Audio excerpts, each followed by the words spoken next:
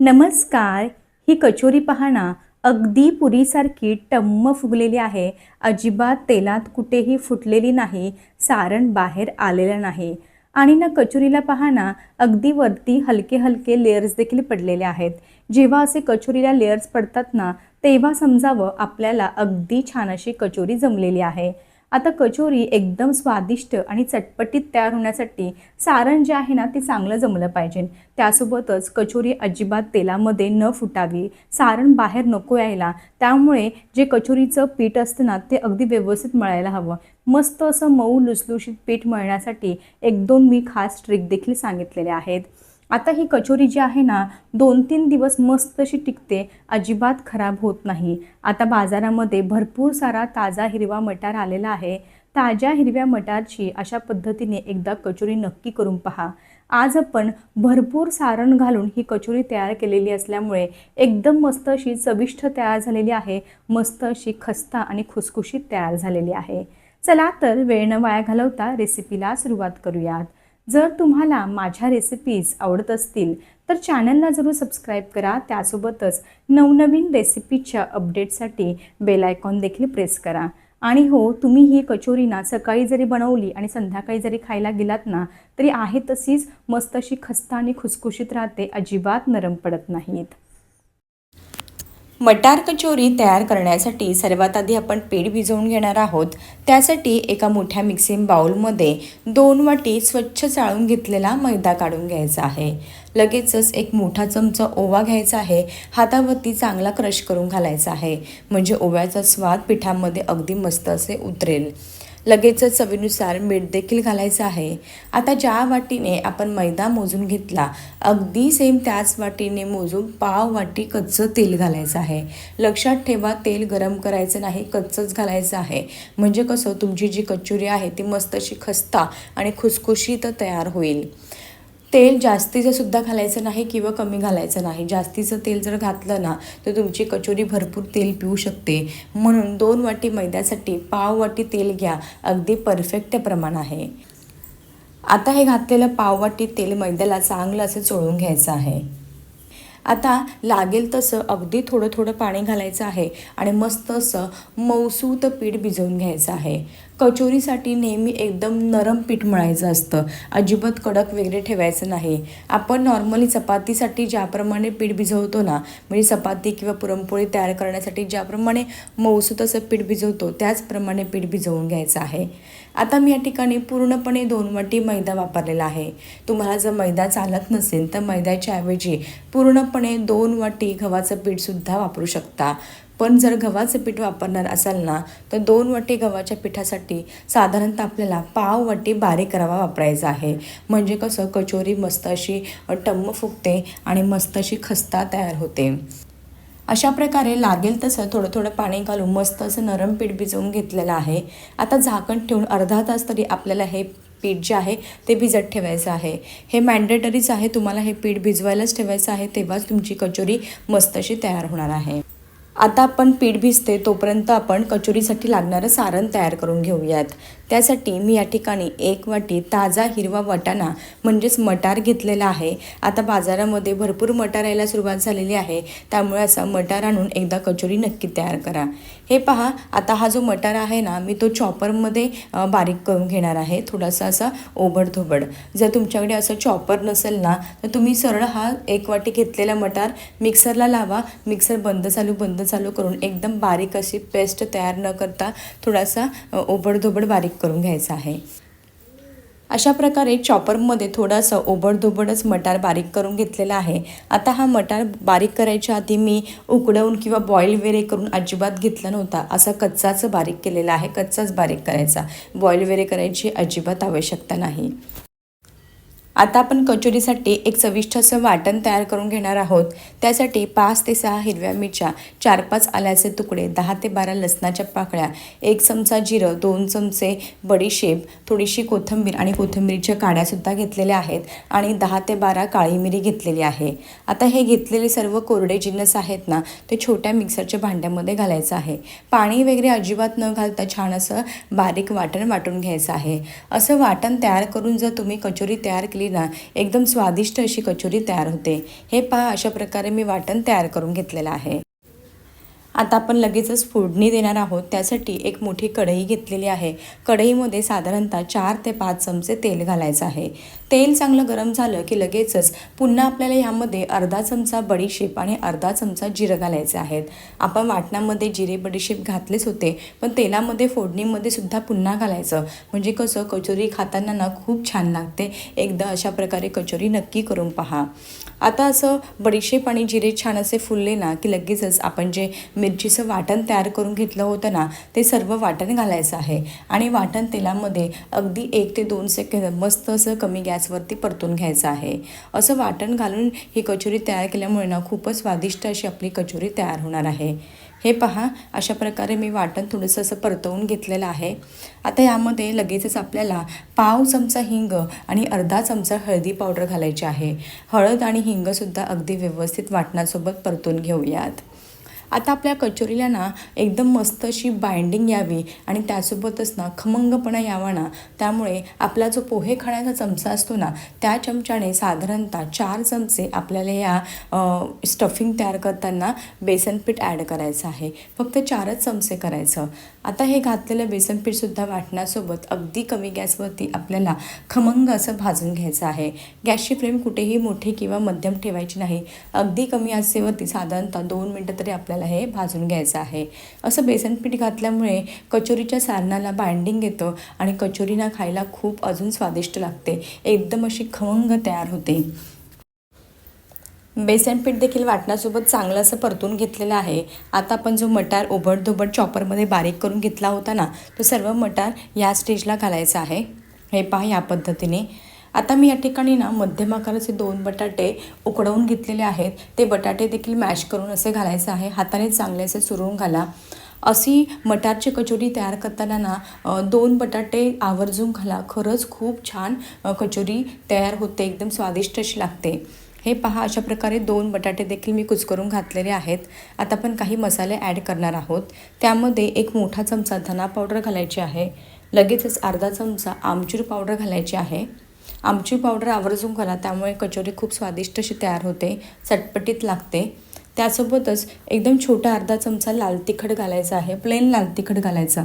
आपण सुरुवातीला हिरवी मिरची आणि मिरेसुद्धा घातलेले आहेत वाटताना, त्यामुळे आधीच हे वाटण जे आहे ते थोडंसं तिखट झालेलं आहे, त्यामुळे एकदम कमी लाल तिखट घालायचं, जास्तीचं घालायचं नाही। लगेचच चवीनुसार मीठ घालायचं आहे आणि मोठे 2 चमचे साखर घालायची आहे। साखर आवर्जून घाला, त्यामुळे कचोरी खूप छान तयार होते। आता हे घातलेले सर्व मटार, बटाटा आणि इतर सर्व मसाले आहेत ना, ते अगदी व्यवस्थित असं मिक्स करून घ्यायचे आहेत, एकजीव करून घ्यायचे आहेत। हे पहा, या पद्धतीने। आता गॅसची फ्लेम कुठेही मोठी किंवा मध्यम ठेवायची नाही, कमी आचेवरती साधारणतः हे चांगलं असं मिक्स करून झाल्यानंतर 2 मिनटं फक्त परतवून घ्यायचं आहे। हे पहा, अशा प्रकारे चमच्याने मी चांगलं असं मॅशसुद्धा करत होते। परतत असताना मध्ये मध्ये मस्त असं आपल्या ह्या ठिकाणी कचोरीसाठी लागणारं सारण तयार झालेलं आहे। मिक्स करून झाल्यानंतर अगदी कमी गॅसवरती 2 ते 3 मिनटं चांगलं असं परतून घेतलेलं आहे। आता जरी तुम्हाला हे थोडं चिवट वाटत असलं ना, तरीसुद्धा जेव्हा थंड होईल ना सारण, तेव्हा मस्त असं मोकळं सुटसुटीत होतं। रंग पहा, अगदी सुरेख आलेला आहे, एकदम चविष्ट असं आपलं हे कचोरीचं सारण तयार झालेलं आहे। आता हे जे सारण आहे ना, ते एका प्लेटमध्ये काढून घ्यायचं आहे आणि पूर्णपणे पंख्याखाली थंड करून घ्यायचं आहे। थंड झाल्यानंतरच आपल्याला हे कचोरी तयार करण्यासाठी वापरायचं आहे। हे पहा, अशा प्रकारे सारण मी पंख्याखाली पूर्णपणे थंड करून घेतलेलं आहे। आता पहा, सारण असं मोकळं सुटसुटीत तयार झालेलं आहे। आधी गरम असल्यामुळे थोडंसं चिवट वाटत होतं। आता ह्या सारणाचे ना अगदी छोटे छोटे आपल्याला बॉल्स तयार करून घ्यायचे आहेत। आपलं छोटं लिंबू कशा आकाराचं असतं त्याप्रमाणे छोटे छोटे बॉल्स करायचे। तुम्हाला जर कचोरी जास्त मोठी पाहिजे असेल ना, तर मोठे बॉलसुद्धा करू शकता। तुम्हाला कचोरी किती मोठी छोटी हवी ना, त्यानुसार तुम्ही हे सारणाचे बॉल्स करून घ्यायचे आहेत। हे पहा, अशा प्रकारे मी सारणाचे बॉल्स काही तुम्हाला 1-2 तयार करून दाखवते आणि एका प्लेटमध्ये ठेवून देते। हे पहा, अशा प्रकारे मी सर्व सारणाचे छोटे छोटे बॉल्स तयार करून घेतलेले आहेत। परफेक्ट, म्हणजे कसं कचोरी बनवायला ना सोयीस्कर पडतं, पटापट तयार होते। साधारणतः अर्धा तास झालेला आहे. आपण जे पीठ सुरुवातीला मळून ठेवलं होतं ना, ते अगदी छान असं भिजलं गेलं आहे. आता हे जे भिजवून घेतलेलं पीठ आहे ना, पुन्हा 1-2 मिनटं चांगलं असं मळून घ्यायचं आहे. हे पहा या पद्धतीने. तुम्हाला आता व्हिडिओवरूनच समजलं असेल आपलं पीठ किती नरम आहे. अगदी आपल्याला कचोरीसाठी अशाच प्रकारचं नरम पीठ हवं आहे. तेव्हाच तुमची कचोरी मस्त अशी टम्म फुगते, अजिबात फुटत वगैरे नाही. हे पीठ पहा ना, अगदी असं ताणल्यानंतर एकदम स्ट्रेच होत आहे. आपलं कसं पुरणपोळीसाठी पातळ पीठ असतं, अगदी तसंच पीठ मी ह्या ठिकाणी भिजवून घेतलेलं आहे. परफेक्ट. आता ना ह्या पिठाचे छोटे छोटे आपल्याला गोळे तयार करायचे आहेत. आपलं सारण जेवढं आहे ना, त्यापेक्षा छोटासा आपल्याला ह्याचा गोळा तयार करून घ्यायचा आहे. हे पहा या पद्धतीने छोटे छोटे बॉल्स तयार करून घ्या. आता बॉल्स तयार करताना ना, तुम्ही मी व्हिडिओमध्ये दाखवते ना त्याप्रमाणे तयार करून घ्या. असे बॉल्स तयार केले ना, म्हणजे असं पीठ जर काढून घेतलं ना, कचोरी मस्त अशी टम्म फुगते, अजिबात त्या कचोरीला फुटत वगैरे नाही. आता आपण लगेचच कचोरी बनवायला सुरुवात करणार आहोत. जो आपण पिठाचा उंडा तयार करून घेतला होता ना, जेवढं पीठ हवं आहे तेवढं घ्यायचं आहे, बाकीचं पीठ काढून घ्यायचं आहे. हे पहा एवढा मध्यम आकाराचा मी गोळा तयार करून घेतलेला आहे. आता व्हिडिओमध्ये दाखवते त्याप्रमाणे या पिठाच्या उंड्याची ना आपल्याला मस्त अशी खोलगट पारी तयार करून घ्यायची आहे, वाटी तयार करून घ्यायची आहे. वाटी तयार करत असताना 2 बोटं मध्ये ठेवायची आहे, बाकीची बोटं अशी बाहेर ठेवायची आहे पारीच्या, आणि मस्त अशी खोलगट पारी तयार करून घ्यायची आहे. मधला जो भाग आहे ना, थोडासा जाडसर ठेवायचा, कडेने थोडंसं पातळ करायचं, म्हणजे एकसारखी कचोरी तयार होते आणि तेलामध्ये घातल्यावरती फुटत वगैरे अजिबात नाही. हे पहा अशा प्रकारे मी खोलगट पारी मध्यम आकाराची तयार करून घेतलेली आहे. आता आपण जे सारणाचे छोटे छोटे बॉल्स तयार करून घेतले होते ना, ते बॉल्स बरोबर पारीच्या मधोमध ठेवायचं आहे. थोडंसं सारण असं व्हिडिओमध्ये दाखवते त्याप्रमाणे प्रेस करायचं आहे आणि आपल्याला ही कचोरी जी आहे ती बंद करून घ्यायची आहे. सारण थोडंसं असं अंगठ्याने मध्ये प्रेस करायचं आणि पारीचा वरचा भाग आहे ना, तो पुढे पुढे सरकवत घ्यायचा आहे आणि छान असं आपल्याला ही कचोरी बंद करून घ्यायची आहे. हे पहा या पद्धतीने. सारण अजिबात बाहेर वगैरे यायला नाही पाहिजे, एकदम व्यवस्थित असं प्रेस करायचं आहे, म्हणजे कचोरी कशी तेलात घातल्यावर ती अजिबात फुटणार वगैरे नाही. आता जो पिठाचा वरचा भाग तुम्हाला जास्तीचा वाटत असेल ना, तो थोडाफार काढून टाकायचा. जर कमी वाटत असेल ना, तर असंच प्रेस केला तरीसुद्धा चालेल. आता व्हिडिओमध्ये दाखवते त्याप्रमाणे आपल्याला ही कचोरी चांगली अशी तळहाताने प्रेस करून घ्यायची आहे. अशी तळहाताने प्रेस करा, नाहीतर नंतर मध्ये मध्ये ना असं बोटांनी चांगलं असं प्रेस करून घ्यायचं आहे. असं प्रेस करून घेतल्यामुळे काय होतं, आपलं जे कचोरीचं सारण आहे ना, ते कचोरीच्या मस्त असं अगदी कडेपर्यंत एकसारखं पसरलं जातं. अजिबात कचोरीमध्ये हवा वगैरे भरली जात नाही, त्यामुळे एकदम कचोरी टम्म अशी फुगते आणि अजिबात फुटत वगैरे नाही. आता ही तयार केलेली कचोरी एका प्लेटमध्ये ठेवून देऊयात. याच पद्धतीने तुम्हाला मी अजून एक कचोरी तयार करून दाखवते. आता ह्याच पद्धतीने तुम्हाला मी आणखी 1-2 कचोऱ्या तयार करून दाखवते. पीठ आपण जेव्हा उंडा काढतो ना, तेव्हा अशा पद्धतीने काढला ना, तर कचोरी मस्त अशी टम्म फुगते. आता व्हिडिओमध्ये दाखवते त्याप्रमाणे पुन्हा अशी वाटी बनवून घ्यायची आहे, पारी बनवून घ्यायची आहे. कचोरी तयार करताना 1-2 महत्त्वाच्या गोष्टी लक्षात घ्यायच्या, नाहीतर तुमची कचोरी तेलामध्ये घातल्यावरती फुटू शकते, टम्म फुगणार नाही. आपल्याला ना कचोरी तळताना एकदम सुरुवातीपासून कमी गॅसवरती तळायची आहे आणि तळताना ना सुरुवातीला तेलाचं टेम्परेचर अगदी कमी असलं पाहिजे. आणि जे आपण पीठ मळून घेणार आहोत ना, ते अगदी पुरणपोळीसारखं एकदम पातळ लुसलुशीत हवं, तेव्हाच तुमची कचोरी फुगणार आहे. जर अगदीच घट्ट पीठ मळलं ना, तर काय होतं, कचोरीला तडा जाऊ शकतात आणि ती फुटू शकते. हे पहा अशा प्रकारे दुसरी कचोरी देखील एकदम छान अशी मी प्रेस करून घेतलेली आहे, बंद करून घेतलेली आहे आणि वरचा भाग थोडासा कमीच होता म्हणून मी असाच तो प्रेस करून घेतला आणि एकदम मस्त अशी पातळ कचोरी आता आपल्याला तळहातावरती प्रेस करून घ्यायची आहे. हे पहा या पद्धतीने. अशा प्रकारे दुसरी कचोरी देखील मी तयार करून घेतलेली आहे. प्लेटमध्ये ठेवून देऊयात. याच पद्धतीने आणखी 2 कचोऱ्या तयार करून घेते आणि लगेचच तळायला घेते. हे पहा अशा प्रकारे मी 4-5 कचोऱ्या तयार करून घेतलेल्या आहेत. एकाच वेळी एकदम जास्तीच्या करून ठेवायच्या नाही, थोड्या थोड्या तयार करायच्या आणि लगेचच तळायला घ्यायच्या. आता तळताना फार महत्त्वाची गोष्ट लक्षात घ्यायची आहे, तेल सुरुवातीला अगदी कमी गरम असलं पाहिजे. जर तुम्ही जास्तीचं तेल गरम करून घेतलं किंवा मध्यम जरी गरम करून घेतलं ना, तर तुमच्या कचोरीला अशी वरतून बारीक बारीक फोडे आल्यासारखे वाटतील, व्यवस्थित कचोरी टम्म फुगणार नाही. त्यामुळे लक्षात ठेवा, तेल सुरुवातीला अगदी हलकंसं गरम असलं पाहिजे. तुम्हाला समजत असेल तेल किती गरम आहे ते. जास्त कचोरी घातल्यावर ते बुडबुडे आलेले नाही, एकदम कमी तेल गरम होतं.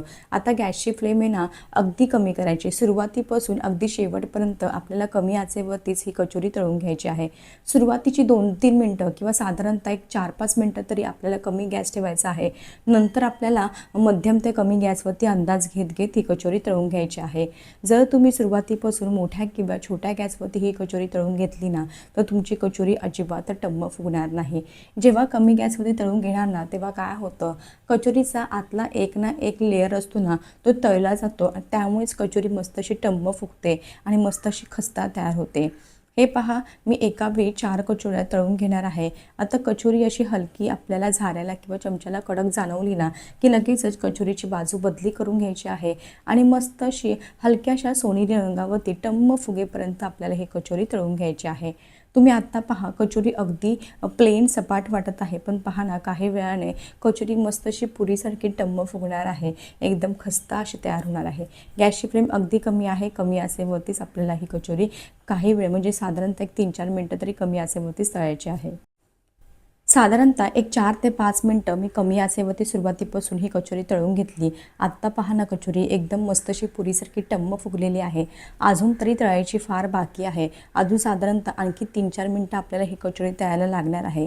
एक बॅच कचोरीचे तळण्यासाठी साधारणतः 7 ते 8 मिनटं तरी लागतात. आता ही कचोरी अजून 2-3 मिनटं तळल्यानंतर अजून फुगणार आहे. मस्त अशी खस्ता तयार होणार आहे. कचोरी पहा, मस्त अशी टम्म फुगलेली आहे. आता मस्त असा हलकासा सोनेरी रंग येईपर्यंत आपल्याला ही तळून घ्यायची आहे. दोन्ही बाजूनी तळायची आहे, कचोरीची बाजू अदली बदली करत. या ठिकाणी सुरुवातीपासून टोटल एक 7 ते 8 मिनटं झालेली आहेत. कमी आचेवरती साधारणतः सुरुवातीला एक 4 मिनटं तरी मी कमी आचेवरती ही कचोरी तळून घेतली. नंतर मध्यम गॅस केला होता आणि तळून घेतलेली आहे. कचोरी पाहणं अगदी पुरीसारखी टम्म फुगलेली आहे. अगदी असाच रंग येईपर्यंत आपल्याला ही तळून घ्यायची आहे. जास्त जुस्ता डार्क रंग होऊ द्यायचा नाही. आता ही तळून घेतलेली जी कचोरी आहे ती झाऱ्याच्या मदतीने एका प्लेटमध्ये काढून घेऊयात.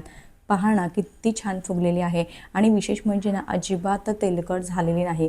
मस्त अशी खस्ता तयार झालेली आहे. अशाच पद्धतीने मी कचोरीची दुसरी बॅच देखील तळून घेतलेली आहे. दुसऱ्या बॅचमध्ये एकाच वेळी मी 5 कचोऱ्या घातल्या होत्या. जेवढ्या कढईमध्ये मावतील ना, तेवढ्या कचोऱ्या तुम्ही एका वेळी तळून घेऊ शकता. ह्या कचोऱ्या देखील पहा ना, अगदी पुरीसारख्या मस्त असे टम्म फुगलेल्या आहेत. प्लेटमध्ये काढून घेऊयात. चला तर ह्याच पद्धतीने उरलेल्या सर्व कचोऱ्या मी तयार करून घेते. हे पहा, अशा प्रकारे मी काही कचोऱ्या ज्या आहेत ना, त्या तळून घेतलेल्या आहेत. मस्त अशा टम्म फुगलेल्या आहेत. एकदम खस्ता अशा तयार झालेल्या आहेत. विशेष म्हणजे ना, अजिबात तेलकट झालेले नाहीत.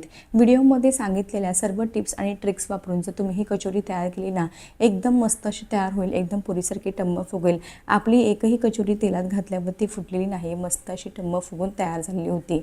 आता तुम्हाला मी कचोरी फोडूनही दाखवते म्हणजे तुमच्या लक्षात येईल. हे पहा, भरपूर सारण घालून ही कचोरी तयार केलेली आहे.